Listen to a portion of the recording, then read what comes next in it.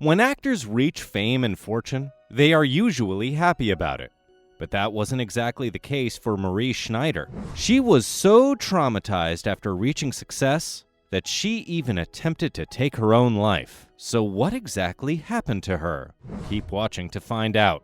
But before we get into the video, make sure to subscribe to the channel and leave a comment below saying, "I subscribed," and we'll do our best to personally reply to your comment. Who exactly was Marie Schneider? Marie Christine Galline was born in 1952 in Paris, France. Schneider grew up without a father figure, so for this, she took her mother's name, which she would also use as her stage name later on in life. Her father never recognized Schneider as his daughter, though he publicly acknowledged his paternity after she became a famous actress. Schneider was brought up by her mother in a town near the French border with Germany. Eventually, her mother gave up on raising her and gave her to a nurse for 2 years. Marie Schneider lived for the rest of her childhood with her maternal uncle and his family. As a teenager, Schneider loved watching films. She would even go to the cinema a couple of times a week. So when she grew into her teens, she started making a living as a film extra and a model. While also working on a film set, she met Brigitte Bardot, who had worked with Schneider's father on several productions. Bardot was shocked after discovering that the young actress was homeless and offered to let her live in a small room in her house. Through Bardot, Schneider met people in the film business, including Warren Beatty, who was greatly impressed by Schneider and introduced her to the William Morris Agency. She was 18 when she got her first break in the 1970 film Madly. This was followed by relatively substantial roles in films such as Roger Vadim's Helle,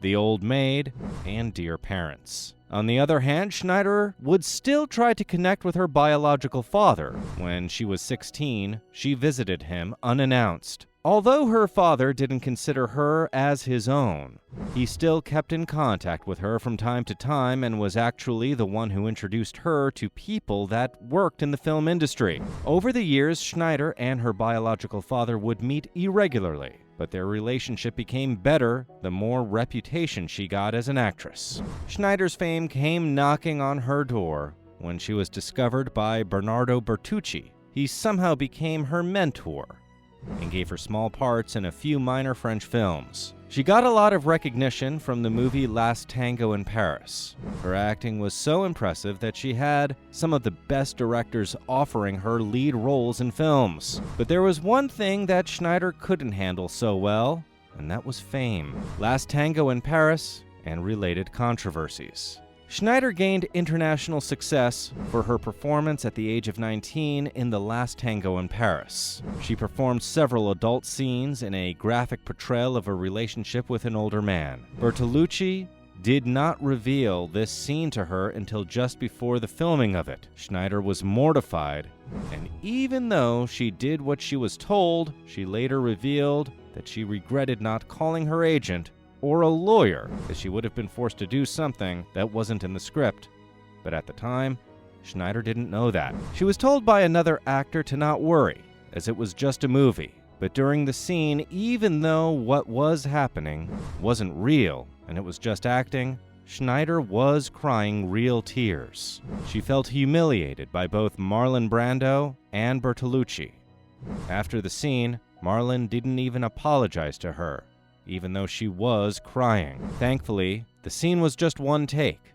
Actress Jessica Tovey said that Bertolucci's defense of pursuing an artistic vision for shooting the adult scene was senseless, and that what happened was a violation of human rights.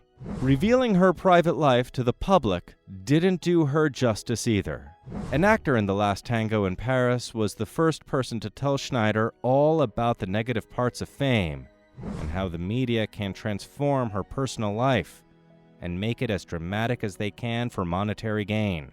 At first, Schneider didn't understand this and was open to the public about her personal life. In interviews, she would say things that were.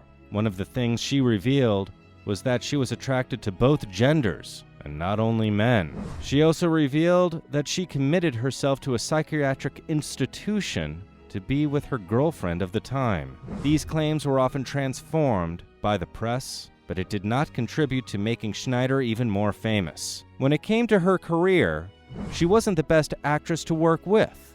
Schneider gained a reputation for being unpredictable, and there were even times she walked off many movie sets. She showed some taste in abandoning that obscure object of desire, but she also left Tinto Brass's Caligula, which were both films released in the late 70s. The reason why she would leave the sets was mostly in protest at the number of adult scenes the directors requested her to shoot. After that, Schneider decided to take a break from acting and began to reappear in films again in the 1980s. She started appearing in Jacques Rivet's mysterious film titled Merry-Go-Round, in which Schneider was teamed with famous actor Joe D'Alessandro. The chemistry between them is a major part of the film's appeal, but when Rivet revealed the relationship that Schneider and D'Alessandro had, he said they would always be fighting with each other while they spent most of their time going around the French countryside to shoot the film. Among Schneider's later roles included Mrs. Rochester in Franco Zeffirelli's Jane Eyre, which was released in 1996, and when she played herself in Bertrand Byler's Actors 4 years later. She was seen on the screen for the last time as an old courtesan in the movie Cliente. Schneider's biggest regret. In 2001, Schneider said that her biggest regret was accepting to work with Bertolucci since the beginning of her career, and she strongly believed that if she didn't do such a thing, her career would have been sweeter and quieter. Despite Tango being a hit, people have identified Schneider with a character that was not her.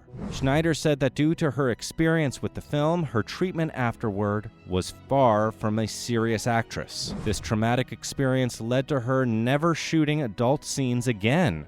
Right after the movie, Schneider started struggling with despair, became an addict, and even attempted to harm herself more than once. But later, she took this hopelessness and turned it into strength, becoming a women's rights advocate, in particular, fighting for more female film directors, more respect from female actors, and better representation of women in the film and media. Criminal proceedings were brought against Bertolucci in Italy for the forced adult scene. The film was sequestered by the Censorship Commission, and all copies of the movie were destroyed. An Italian court revoked Bertolucci's civil rights for 5 years, and gave him a 4-month suspended prison sentence. In 1978, the Appeals Court of Bologna ordered 3 copies of the film to be preserved in the National Film Library. This was with the stipulation that they could not be viewed until Bertolucci was later able to resubmit it for general distribution with no cuts. Do you think justice was served for Schneider in the end? Let us know your thoughts in the comments, and check out the next video in this series.